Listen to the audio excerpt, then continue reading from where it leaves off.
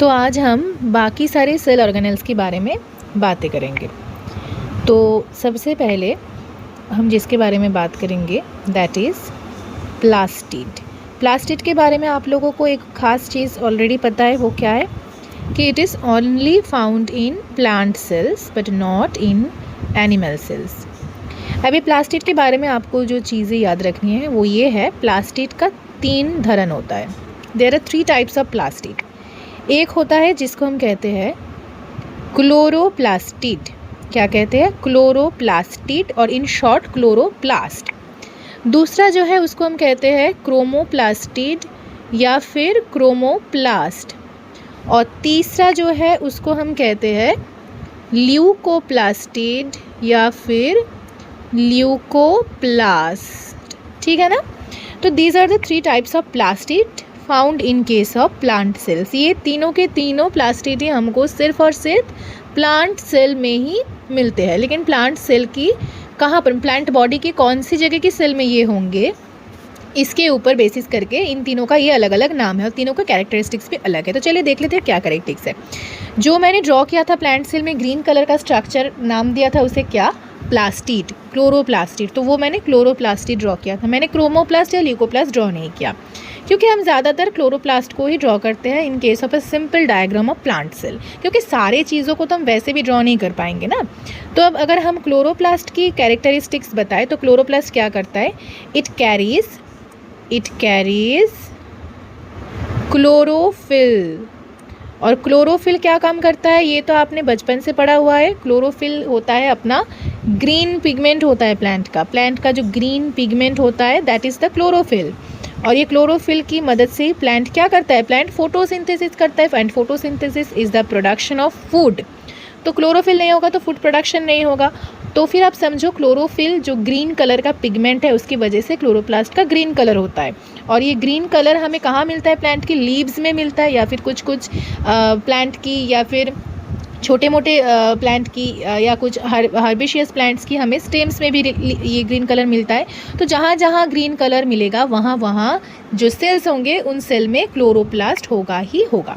ठीक है, अब चलते हैं क्रोमोप्लास्ट की ओर। क्रोमोप्लास्ट यानी इसमें डिफरेंट पिगमेंट्स होते हैं, डिफरेंट पिगमेंट्स, यानी कुछ पिगमेंट्स होंगे जो रेड कलर लाएगा, कुछ पिगमेंट्स होंगे जो ग्रीन कलर लाएगा, यानी रेड ग्रीन तो अक्सर क्लोरोफिल वाले से ही होता है। रेड ग्रीन लो आप, ऑरेंज ले लो, पर्पल ले लो, येलो ले लो। ये जो सारे कलर्स, ये कलर्स हमें प्लांट में कहाँ मिलता है, हमें फ्रूट्स में मिलता है। रेड, ऑरेंज, पिंक, पर्पल, ये जो डिफरेंट कलर्स हमें मिलते हैं ना, ये सारी चीज़ें क्रोमोप्लास्ट में मौजूद जो पिगमेंट्स हैं उनकी वजह से ही फ्रूट्स का, फ्लावर्स का डिफरेंट कलर्स हमें देखने को मिलता है। आप लोग अगर कंप्यूटर के बारे में आप लोग को अगर थोड़ी जानकारी है तो आपको पता होगा, कंप्यूटर्स में जो प्रिंटर्स होते हैं, प्रिंटर्स में सिर्फ तीनों कलर होते हैं, तीनों यानी रेड, ग्रीन और एक होता है येलो कलर। ये तीनों कलर से ही बनता है सारे कलर्स।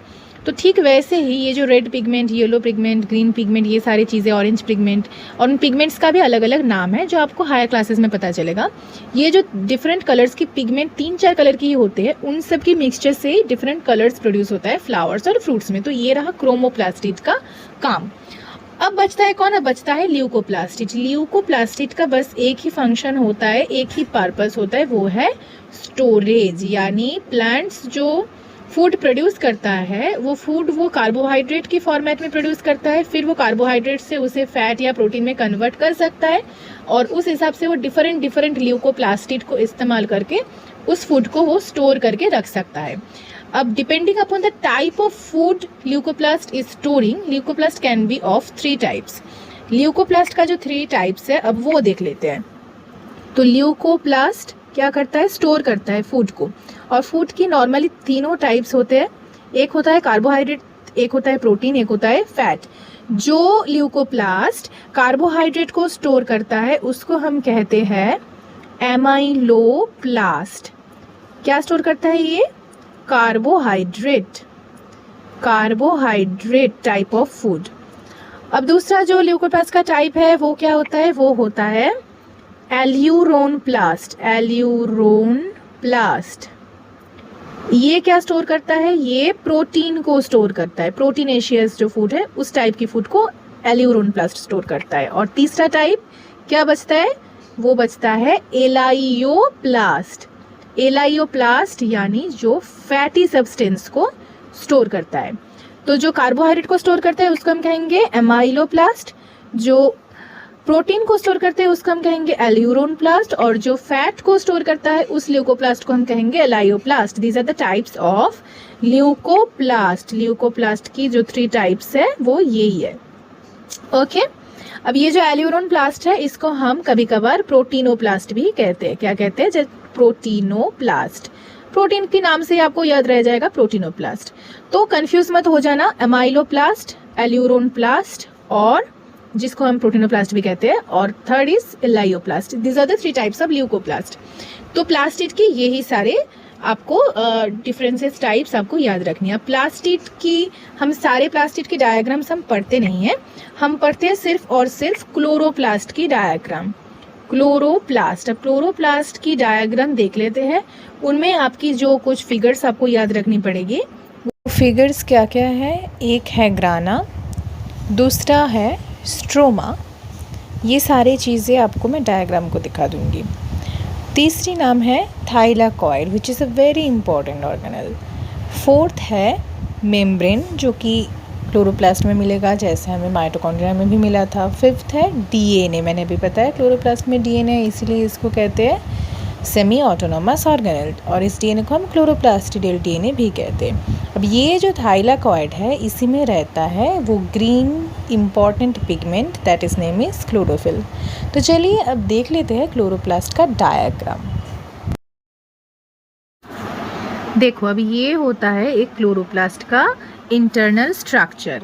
मैं यहाँ पे जूम करके आपको डिटेल में इसको दिखा रही हूँ। देखो आप बाहर की मेम्ब्रेन देख सकते हो, मेम्ब्रेन की 2 लेयर आपको दिख रहा होगा, और अंदर एक मैट्रिक्स जैसा कुछ है जिसके ऊपर ये कुछ स्टैक्स हैं, और एक ऐसा रिंग जैसा दिख रहा है जैसे कि सर्कुलर एक चेन जैसा, वो भी आपको दिख रहा होगा। तो चलो अब इनको आपको समझा दिया जाए, ठीक है? तो चलो इसको मैं आपको बता देती हूँ कि ये सारी चीज़ें क्या है। तो ये जो बीच का रिंग है, ये रिंग क्या है? ये रिंग है क्लोरोप्लास्टिडियल डीएनए, ठीक है? ये रिंग है क्लोरोप्लास्टिडियल डीएनए, और ये जो स्टैक्स है, ये जो एक एक स्टैक्स है, ये तीनों स्टैक्स की ये जो एक कॉलम है ना, इस पूरे कॉलम को हम कहते हैं ग्रानम। क्या कहते हैं? ग्रानम। और ऐसी जो ये जो इतने सारे जो ग्रानम है, ये देखो यहाँ पर 1 2 3 4 5 6 7 8 9 10 ग्रानम है। तो इन सारे ग्रानम्स को, ऑल ग्रानम्स, इन सारे ग्रानम्स को हम कहते हैं ग्राना, यानी ग्रानम है सिंगुलर और ग्राना है प्लूरल। तो ये जो एक एक कॉलम है स्टैक्स की, ये एक एक कॉलम को हम कहते हैं ग्रानम, और ऐसे पूरे क्लोरोप्लास्ट में जितने भी ग्रानम है सबको मिलाकर साथ में हम कहते हैं क्या? ग्राना। अब एक ग्रानम के अंदर देखो, एक ग्रानम के अंदर ये जो एक स्टैक्स आपको दिख रहा है, एक स्टैक, ये गया 2, ये गया 3। अब इस एक एक स्टैक्स का भी एक अलग नाम है। वो अलग नाम क्या है? एक एक स्टैक्स का जो नाम है वो नाम है थाइलाकॉइड। क्या नाम है? थाइलाकॉइड। मैंने बताया था अभी कि थाइलाकॉइड ही वो जगह है जहाँ पर क्या होता है? जहाँ पर क्लोरोफिल होता है। क्या होता है? क्लोरोफिल। क्लोरोफिल क्या होता है? क्लोरोफिल होता है थाइलाकॉइड के अंदर। अब अगर एक थाइलाकॉइड को आप देखो अच्छी तरह से, तो एक थाइलाकॉइड में, थाइलाकॉइड का भी एक अपना मेम्ब्रेन होता है, उस मेम्ब्रेन के अंदर होता है क्लोरोफिल। तो what is the position of chlorophyll? It is in the membrane of thylakoid. और थाइलाकॉइड, ये एक थाइलाकॉइड, ये एक थाइलाकॉइड, ये एक थाइलाकॉइड, ये चारों थाइलाकॉइड मिला के क्या हुआ? एक ग्रानम हुआ, और इन सारे ग्रानम्स को मिलाकर क्या हुआ? एक ग्राना हुआ, ठीक है? और ये बीच में जो रिंग वाला स्ट्रक्चर जो सर्कुलर है वो क्या है बताया मैंने? वो है क्लोरोप्लास्टिडियल डीएनए। और ये जो क्लोरोप्लास्ट का मैट्रिक्स है, ये जो मैट्रिक्स पोर्शन है पूरा, ये मैट्रिक्स पोर्शन को ही हम क्या कहते हैं? मैट्रिक्स पोर्शन को, एक सेकेंड मैं इसको इरेज कर देती हूँ। हाँ, तो इस मैट्रिक्स पोर्शन को हम कहते हैं स्ट्रोमा। स्ट्रोमा। अब क्या होता है? ऐसे ग्राना टू ग्राना कनेक्टेड रहते हैं, एक लैमेली जैसा कुछ चीज़ों से जो स्ट्रोमा के अंदर मिलता है, तो वो चीज़ों को हम कहते हैं स्ट्रोमा लैमेली। क्या कहते हैं? Stroma lamellae. तो स्ट्रोमा है जो पूरा मैट्रिक्स है, जो बेस है जिसके ऊपर ये सारे ग्रानम्स है, उस फ्लूइडी मैट्रिक्स को हम कहते हैं स्ट्रोमा। और ये जो एक एक ग्रानम अपने अंदर कनेक्टेड रहते हैं जो लैमेली से, वो स्ट्रोमा के ऊपर है, तो इसलिए हम उसे कहते हैं स्ट्रोमा लैमेली। और ये क्या डीएनए और मेम्ब्रेन को तो पॉइंटिंग मैंने की नहीं है, चलो कर देती हूँ। ये बाहर का एक मेम्ब्रेन है, उसको क्या कहेंगे हम? Outer membrane. और ये जो अंदर का मेम्ब्रेन है उसको क्या कहेंगे? Obviously inner membrane. तो जैसे कि माइटोकॉन्ड्रिया का भी 2 मेम्ब्रेन था, क्लोरोप्लास्ट का भी 2 मेम्ब्रेन है, 2 मेम्ब्रेन के बीच की स्पेस को वहाँ पर पेरी मेम्ब्रेन स्पेस कहा गया था, यहाँ पर भी आप इंटर मेम्ब्रेन स्पेस कह लो या फिर पेरी क्लोरोप्लास्टिडियल स्पेस कह दो। नॉर्मली हम इस बीच की स्पेस को इंटर मेम्ब्रेन स्पेस कहते हैं, ठीक है? Inter membrane space, inter membrane space. तो ये अपना क्लोरोप्लास्ट का स्ट्रक्चर था, ठीक है? अब चलो देखते हैं क्लोरोप्लास्ट की क्या क्या कंपोनेंट हमने अभी पढ़ा। तो एक है आउटर मेम्ब्रेन। उसका क्या काम होता है? ये एक सेमी परमिएबल बैरियर है, ठीक प्लाज्मा मेम्ब्रेन यानी सेल मेम्ब्रेन के जैसा उसके अंदर का क्लोरोप्लास्ट का मेम्ब्रेन भी सेमी परमिएबल होता है। इसका काम क्या होता है? It is a barrier between chloroplast and cytoplasm. Obviously cytoplasm से क्लोरोप्लास्ट को एक इंडिविजुअल स्पेस, एक इंडिविजुअल रूम देता है ये मेम्ब्रेन के बिना तो सारे जो कंपोनेंट्स है वो साइटोप्लाज्म के अंदर लीक हो जाता। अब थाइलाकॉइड जो है, मैंने अभी बताया थाइलाकॉइड का क्या काम रहता है। थाइलाकॉइड में क्या होता है? This is the site of photosynthetic light reaction. और फोटोसिंथेसिस की 2 फेजेस होते हैं, एक होता है लाइट फेज, एक होता है डार्क फेज, जो आप हायर क्लासेस में पढ़ेंगे। तो वो जो लाइट फेज है ना, वो थाइलाकॉइड में होता है। क्यों? क्योंकि थाइलाकॉइड में क्लोरोफिल मिलता है। थाइलाकॉइड की मेम्ब्रेन एक होता है, उस थाइलाकॉइड की मेम्ब्रेन में होता है क्लोरोफिल, जो कि लाइट रिएक्शन में काम आता है। That's why it is the site of photosynthesis to be specified photosynthetic light reactions। तो ये रहा थाइलाकॉइड का फंक्शन। अब तीसरा जो नाम है वो क्या है देख लो, वो है granum. In a singular number granum and in plural it's grana. Grana क्या है? यही तो स्टैक ऑफ थाइलाकॉइड्स है वेयर लाइट इज अब्जॉर्ब्ड। और stroma is site of photosynthetic dark reaction, जो कि फोटोसिंथेसिस का दूसरा फेज है, मैंने अभी बताया। तो दूसरा फेज है डार्क रिएक्शन, वो कहाँ पर होता है? वो स्ट्रोमा यानी जो मैट्रिक्स है क्लोरोप्लास्ट की, वहाँ पर होता है। अब हम पढ़ेंगे प्लास्टिड टाइप्स। एक पहला जो है वो है क्लोरोप्लास्ट। क्लोरोप्लास्ट क्या करता है? हमने अभी पढ़ा, performs photosynthesis, contains green pigment chlorophyll, जो कि थाइलाकॉइड में होता है, हमको पता है। दूसरा है क्रोमोप्लास्ट, ये भी मैंने आपको बताया है कि chromoplast provides colour to fruits and flowers because it has the pigments of yellow, orange and red colour. Leucoplast तो कलरलेस है और ये स्टोरेज का काम करता है। ल्यूकोप्लास्ट का जो डिफरेंशिएशन है वो भी मैंने आपको पढ़ाया। एक है अमाइलोप्लास्ट, जो क्या करता है? जो स्टार्च यानी कार्बोहाइड्रेट टाइप की जो फूड मटेरियल्स होते हैं उनको स्टोर करने में मदद करता है। दूसरा नाम क्या था? एल्यूरोनप्लास्ट। यहाँ पर देखो लिखा गया है प्रोटीनोप्लास्ट। प्रोटीनोप्लास्ट क्या करता है? प्रोटीन को स्टोर करेगा। एलायोप्लास्ट फैट्स एंड ऑयल्स को स्टोर करेगा। अब इसके अलावा 2 अलग टाइप्स होते हैं प्लास्टिड्स की, जो मैंने नहीं बताया, वो क्या है देख लेते हैं। प्रोटीनोप्लास्ट के साइड में मैं एल्यूरोनप्लास्ट लिख देती हूँ। देखो, एक होता है प्रोप्लास्टिड।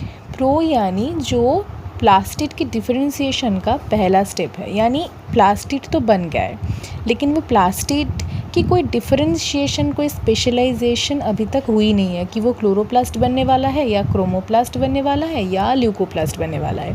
तो before the differentiation into chloroplast, chromoplast और leucoplast, the condition of the plastid is known as proplastid, यानी प्लास्टिड बस नया नया बना है। It can develop into any type. और उसके बाद आता है एक जेरोंटोप्लास्ट। जेरोंटोप्लास्ट एक अलग टर्म है।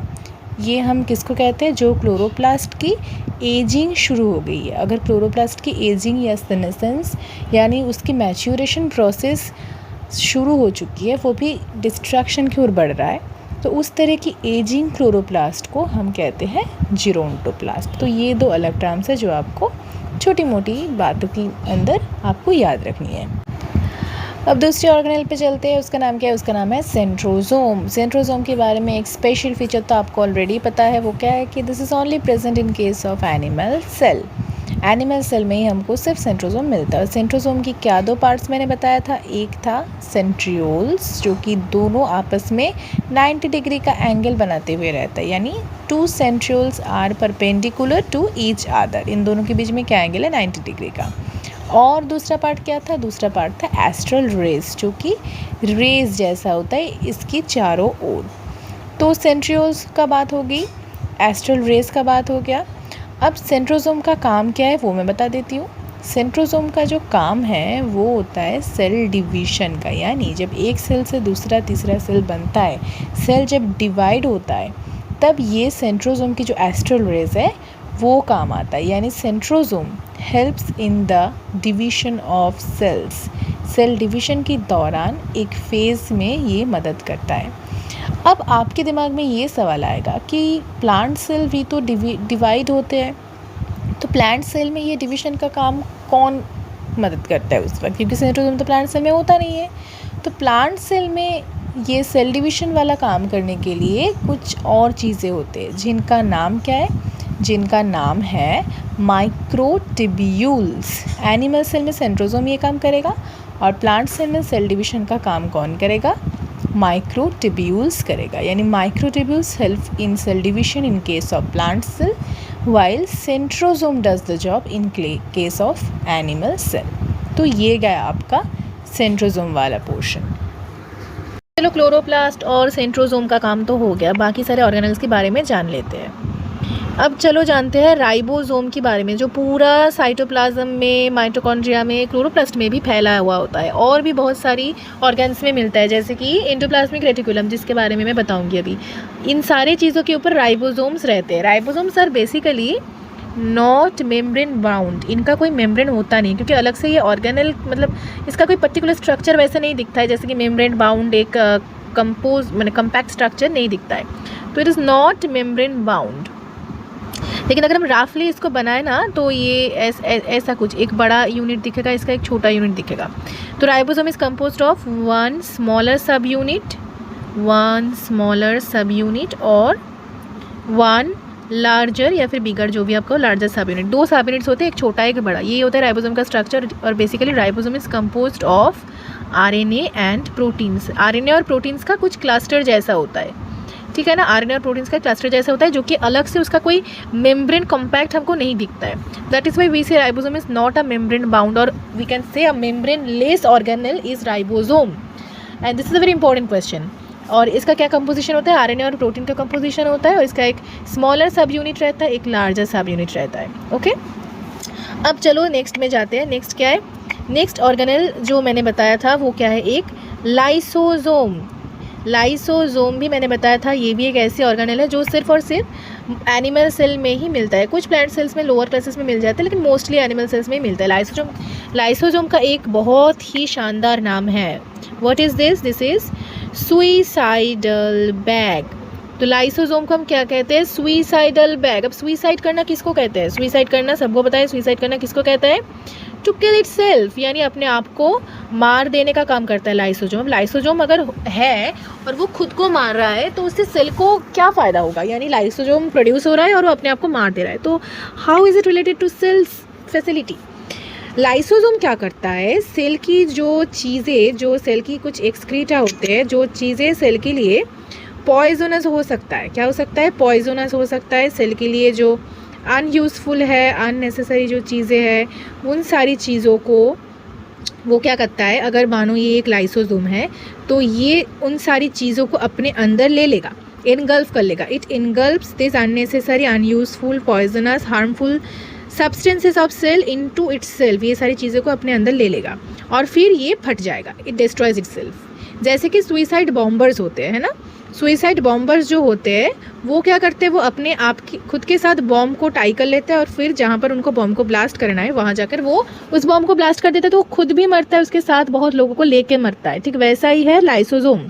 Lysosome helps cells by engulfing this unnecessary things, और ये उसको अपने आप लेने के बाद डिस्ट्रॉय कर देता है खुद को। कैसे डिस्ट्रॉय करता है, लाइसोसोम के अंदर बहुत सारी एंजाइम्स रहते हैं, जो एंजाइम्स उन चीज़ों को ब्रेक डाउन करने में और लाइसोसोम को खुद को उन सारी चीज़ों के साथ डिस्ट्रॉय करने में मदद करता है। That is why lysosome is important, it is known as suicidal bag. ठीक है, चलिए अब आगे बढ़ते हैं। अब दो और चीज़ों की मैंने बात की थी, वो दो चीज़ें क्या थे, वो दो चीज़ों का नाम है एक था ER, जिसका फुल फॉर्म मैंने बताया था, क्या बताया था? एंडोप्लाज्मिक रेटिक्यूलम, और इसका मतलब भी मैंने समझाया था अगर आपको याद होगा तो।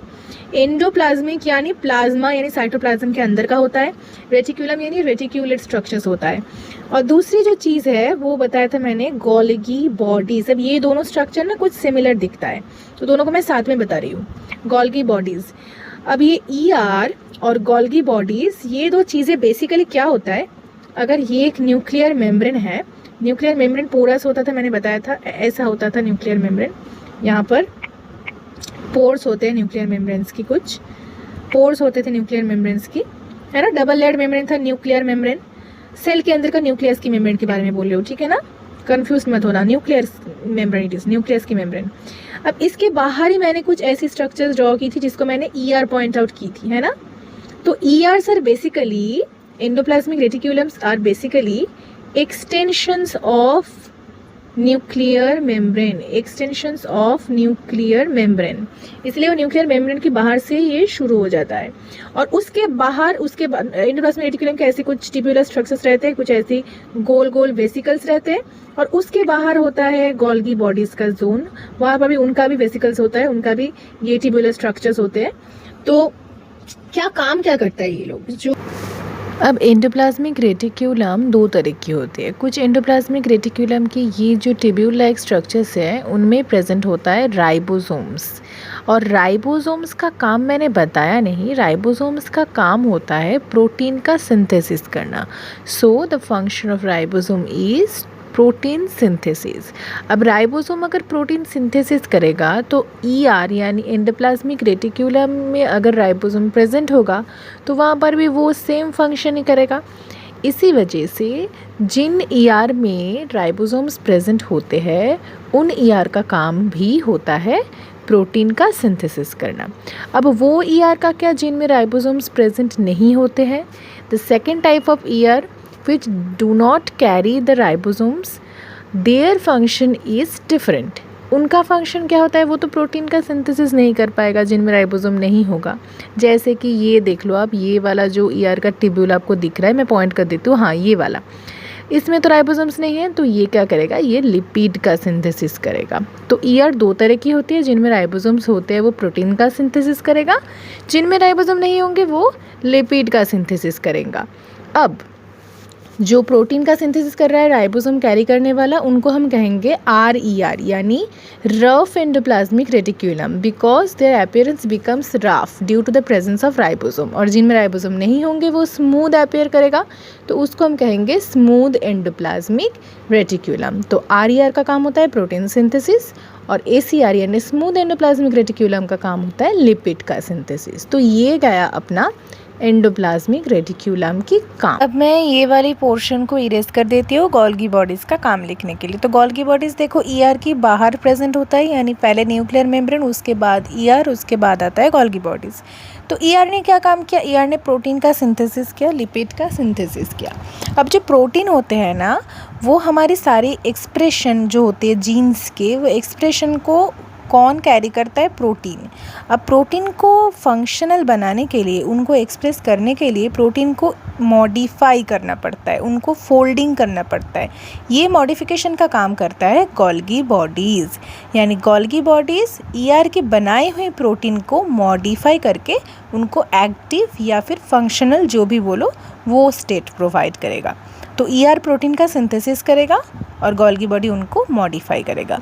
अब ER और गोल्गी बॉडीज़ में मैंने जो स्ट्रक्चर ड्रॉ की थे उनको थोड़ा इलाबोरेट कर देती हूँ। ये देखो, एक ट्यूब्यूलर स्ट्रक्चर थे कुछ, और कुछ ऐसे गोल गोल स्ट्रक्चर्स थे। जो गोल गोल स्ट्रक्चर्स है उनको हम कहेंगे वेसिकल्स, और जो ट्यूब्यूलर स्ट्रक्चर्स है उनको हम कहेंगे सिस्टर्नी। ये जो सिस्टर्नी और वेसिकल्स है ना, ये ER में भी हमको दिखेगा और गोल्गी बॉडीज़ में भी हमको दिखेगा, ठीक है ना। अब ER में ये जो सिस्टर्नी होते हैं इनके ऊपर ही राइबोसोम्स प्रेजेंट होते हैं in case of rough endoplasmic reticulum. अगर ये RER है तो इन पे राइबोसोम्स होंगे, और अगर ये स्मूथ है ACR है तो इन पे राइबोसोम्स नहीं होंगे, ठीक है। लेकिन गोल्गी बॉडीज़ ER में दोनों में यही दो स्ट्रक्चर्स दिखते हैं, सिस्टर्नी और वेसिकल्स। और काम तो मैंने बता ही दिया है, ACR का लिपिड सिंथेसिस और RER का प्रोटीन सिंथेसिस। तो यही होता है अपना ईयर और गोल्गी बॉडीज़ का स्ट्रक्चर। अब जो स्ट्रक्चर बचा रह गया वो क्या है, वो है वैक्यूल, जो कि प्लांट सेल में लार्ज होता है और नंबर्स कम होते हैं। एनिमल सेल में उनका नंबर्स ज़्यादा होता है और उनका साइज़ छोटा होता है। वैक्यूल का काम क्या होता है, वो होता है स्टोरेज। अब होगा गैस स्टोरेज करेगा तो गैस वैक्यूल, लिक्विड स्टोरेज करेगा, वाटर स्टोर करेगा तो वाटर वैक्यूल। तो नॉर्मली वैक्यूल का काम होता है स्टोर करना। It is used in the purpose of storage in case of plants mainly and in case of animal sometimes. अब सारे ऑर्गेनेल्स के काम एक जगह पे देख लेते हैं। तो ये रहा सेल की ऑलमोस्ट सारे जो ऑर्गेनेल्स हैं और उनकी फंक्शंस का एक कम्बिनेशन। देखो पहला क्या है, nucleus. It contains the cell's genetic material, that is DNA we know, and controls the cell's activities. That is why nucleus is known as the brain of the cell or the director of the cell. दूसरा आता है mitochondrion. एक mitochondria को हम mitochondrion कहते हैं। In plural it is known as mitochondria. It generates ATP through cellular respiration. That is why it is known as the powerhouse of the cell, and ATP is known as the energy currency of the cell. उसके बाद क्या है, ribosome. Ribosome synthesises proteins, मैंने अभी बताया। और ribosome के बारे में एक और खास बताया, that is it is membraneless organelle, one and only membraneless organelles of the cell. उसके बाद क्या आया, endoplasmic reticulum, that is involved in protein and lipid synthesis. मैंने अभी बताया जो स्मूथ है वो लिपिड सिंथेसिस करेगा, जो रफ होगा और राइबोसोम कैरी करेगा वो प्रोटीन सिंथेसिस करेगा। उसके बाद आया Golgi apparatus that modifies and packages proteins, ये भी बताया मैंने। क्लोरोप्लास्ट आया, प्रोवाइड सपोर्ट एंड प्रोटेक्शन, और क्या करता है ये, फोटोसिंथेसिस करता है। फोटोसिंथेसिस, इसको आप लिख लेना थोड़ा, फोटोसिंथेसिस। उसके बाद आया centrosome. Centrosome organises microtubules for cell division. तो basically in case of animal cell centrosome से, जो सेंट्रोसोम का एस्ट्रल रेज है वहाँ से कुछ ट्यूब्यूलर स्ट्रक्चर्स निकलते हैं जो सेल डिवीजन में मदद करता है। और in case of plant cell the microtubules itself are assigned for that job. और उसके बाद क्या है, सेल वॉल, जो प्रोवाइड सपोर्ट, प्रोटेक्शन और शेप भी प्रोवाइड करता है। ऑस्मोसिस के दौरान जो प्रेशर है उससे भी सेल को बचाता है। बहुत सारी फंक्शन जो मैंने डिटेल में एक्सप्लेन की है। अब cell membrane regulates passage of substance. क्यों, क्योंकि सेल मेम्ब्रेन तो अपना सेमी पार्मिएबल या सिलेक्टिवली पार्मिएबल नेचर जैसा है, तो ये कुछ सब्सटेंस जो गैस हो सकता है, जो कुछ प्रोटीन्स हो सकता है, मिनरल्स हो सकता है, कोई भी मॉलिक्यूल्स का अंदर आना बाहर जाना को ये रेगुलेट करता है। That is needed for the functionality of the cell. Cytoplasm तो सारी चीज़ों को कैरी कर रहा है, jelly like substance where all the organelles are embedded. अब आया वैक्यूल, जो स्टोर्स न्यूट्रिएंट्स, वेस्ट प्रोडक्ट्स। तो वैक्यूल न्यूट्रिएंट्स भी स्टोर कर सकता है और वेस्ट प्रोडक्ट्स को भी स्टोर कर सकता है। That is all about the chapter cell. अब जो बचता है वो क्या है, वो है प्रोकैरियोटिक यूकैरियोटिक, जिसके बारे में मैं अगले क्लास में बात करूंगी। और उसके साथ कुछ और भी की पॉइंट्स अगर मुझे लगे कि आप लोगों को बताना ज़रूरी है तो वो डिस्कस कर लूँगी। So that is all. Thank you so much for watching, keep studying, and if you like my class please hit the like button and subscribe button. Thank you.